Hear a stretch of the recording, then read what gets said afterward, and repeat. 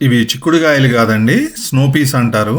Kilo చూసారుగా, $24.99. అంటే మన ఇండియన్ కరెన్సీలో సుమారుగా రూ. 1350. అవి మా గార్డెన్లో కాపిచ్చాను. ఫస్ట్ టైం హార్వెస్టింగ్ కదా, అందుకని సాల్ట్ వేసి స్టార్ట్ చేస్తాము కోసే ముందు.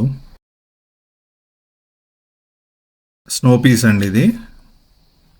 ఎంత కాస్ట్ ఉందో చూసారా, కిలో రూ. 1300. డాలర్స్లో వస్తే $25. ఓ 10 మొక్కలు పెట్టాను. ఇవి కొంచెం చల్లగా ఉన్నప్పుడే కాస్తాయి.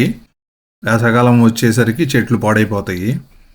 1 నెల 2 నెలలే ఉంటుంది దీని లైఫ్ టైము. ఇండోర్లో పెంచుకుంటే పెరుగుతాయి ఏమో కానీ బయట అయితే మాత్రం ఎక్కువ రోజులు కాయవు. 10 చెట్లు పెట్టాను కానీ అన్నీ పెరగలేదు మంచిగా.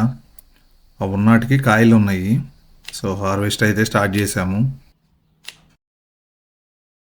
ఆకుకూరల హార్వెస్ట్ అయితే ఎప్పటి నుంచో చేస్తున్నాము కానీ ఇట్లా ఈ కాయలు మాత్రం ఇప్పుడే ఫస్ట్ టైము. ఫస్ట్ది ఇదే ఈ సీజన్లో.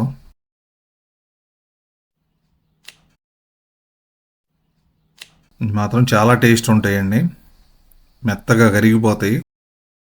ముదురాటికైతే గింజలు ఉంటాయి కానీ లేతాటికి గింజలు ఉండవు. నాకు చాలా ఇష్టం ఇవి. ఉన్న చెట్లు అన్నీ కోసేసాము. ఒక 1/4 కిలో అలా ఉంటాయేమో, ఎక్కువైతే రాలేదు.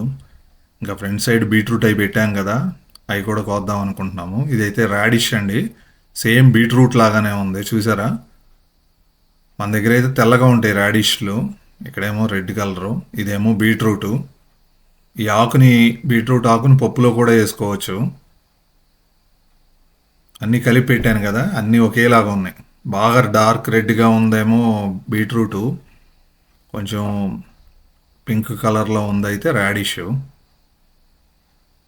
ఇది బీట్రూటు. 2 రాడిష్ అయితే కోసాము ఈరోజు హార్వెస్ట్లో. బీట్రూట్ అయితే మనం పచ్చడి చేసుకోవచ్చు, రోటి పచ్చడి. రాడిష్నేమో సలాడ్లో తినొచ్చు, లేదు అంటే మనం సాంబార్లో కూడా వేసుకోవచ్చు. ఎంతైనా మన గార్డెన్లో ఆర్గానిక్గా పండించినవి కదా, టేస్ట్ కూడా చాలా బాగుంటుంది. మీకు వీడియో నచ్చితే కనుక ఒక లైక్ కొట్టండి.